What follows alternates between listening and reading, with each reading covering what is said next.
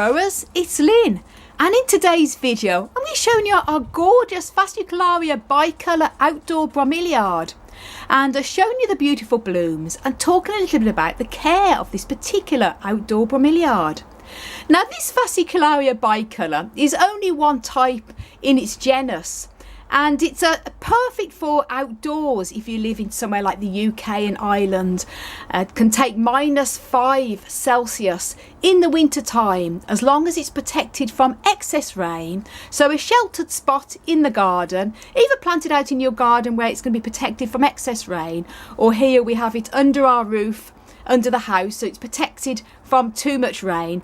If it gets too much rain in the winter time, for example, it can collect here in the rosette and can cause rot, so you do need to have a bit of a sheltered position, but very cold hardy. If it's forecast extremely cold and very frosty nights, I'd recommend covering it with a little bit of fleece cloth, but other than that it's very winter hardy, perfect for outdoors, for growing in a Europe or UK or Irish climate. Now these beautiful flower bracts here, the lovely bright red bracts and the gorgeous flowers inside, these start to appear as the days start to get shorter. So where a lot of other plants will sort of flower during the spring and summer, this one is a fall autumn flowering one. Towards the end of the summer, sort of mid to late September into the early October, you'll start to notice these green leaves, which are these here. This is last year's blooming. These green leaves will suddenly start to take on a lovely pinkish red appearance like this, and you can see here this is one half of the leaf that's red and the other half that's green, and the red sort of comes along as the days get shorter. And then over the following weeks you'll start to notice a lovely sort of rosette in the middle there, almost resembling a little pineapple. And bearing in mind these are Bromeliad family, which are related to the pineapple, and it was sort of form that in the middle there, like a lovely powdery blue. And then as the weeks go on, you'll then start to notice beautiful pale blue flowers there going all along in a little ring, and these are the actual buds, the powdery, the lovely sort of cone shaped powder bits. They open up as these beautiful flowers. So over the next few days these are also going to open. It's going to be completely full of flower. Absolutely beautiful. And as I say, what triggers these are the lovely red colour. This is the flower bract that gives you that lovely red appearance, very striking with the little blooms in the middle. Very, very stunning outdoor Bromeliad. And this outdoor Bromeliad is one that originates from Chile, but as I say, it does very well here in our climate in Europe and UK and Ireland, as long as you can protect it from excess rain in the winter. And I have this one under the roof of our house here in our backyard, towards the door, so it's a bit sheltered. It keeps any excess rain. If you have too much rain, it can collect into the rosettes and you can cause rot issues, so do bear that in mind. And it's a very easy Bromeliad to grow. They love to have a sunny position, and sun is important for this plant, because if you're growing it in shade it won't die, but you need the bright sun to encourage these lovely red colourful flower bracts. If you're growing it in a shady position in your garden, you're not going to see it. Possibly may bloom, but you're not going to see the lovely colourful flower bracts, and that's what makes this beautiful Bromeliad really so striking, because you've got the bright red with the lovely powdery blue, lovely little blooms there. Absolutely stunning. So a sunny position, away from excess rain, and you don't really need to worry about protecting it from cold. As I say, it can take -5, -6 °C, as long as it's protected from extremely cold. If it happens to drop lower than that, very, very thick frost, I'd recommend covering with a fleece cloth, just to be on the safe side. And with this particular plant, as long as you can keep it, if you're having it in a pot such as I am here, this is potted, I have this planted up in a well draining gritty soil. I've used a pretty bit similar to a succulent soil rather than a typical Bromeliad soil, which might be a little bit more peaty. They do like a well draining soil because it's outdoors, and I happen to be here in Ireland where we get a lot of rain, so it suits this plant.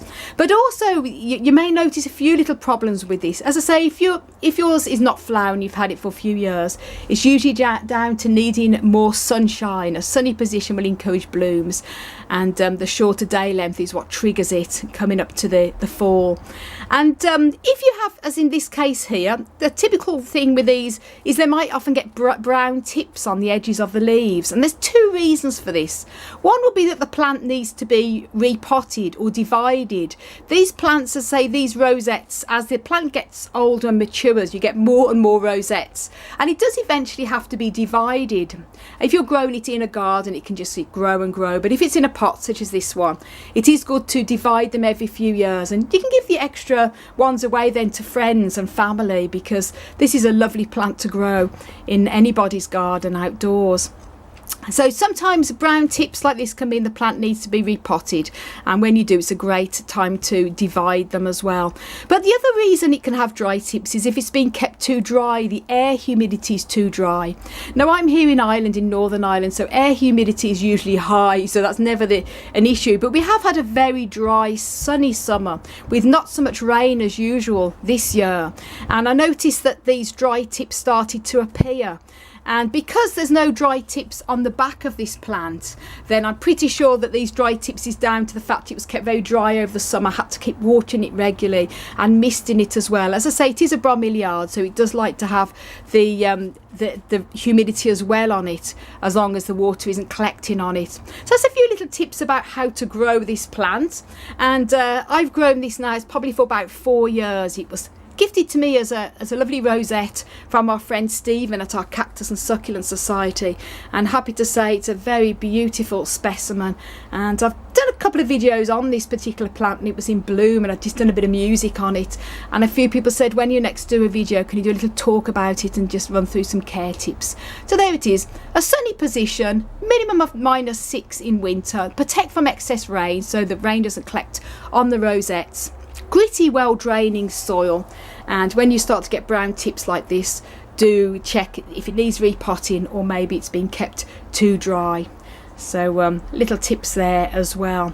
And do you need to fertilise it? Well, there's not much about fertilising this plant. As I say, it is an outdoor bromeliad, and they also sort of epiphytic and take in moisture and nutrients through their leaves as well, like normal bromeliads. As I say, they're also related to the air plants as well. But I do miss this with a little bit of, I've got a special epiphytic feed for air plants and bromeliads, and I spray all of my air plants and my bromeliads about once a month with this special feed. But you can use any type of houseplant feed, and very dilute solution, maybe once every 6 weeks, and you can water it into the soil to encourage blooming. But these, I say, what really triggers these to bloom is really the shorter day length and plenty of sunshine.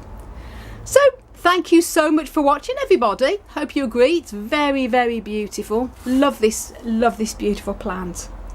And for lots more tips on growing different types of plants, especially cacti and succulents, as well as air plants, do check out my videos on this channel. Don't forget to subscribe and click that notification bell, and also do check my website out for lots of growing tips on there, desertplantsofAvalon.com.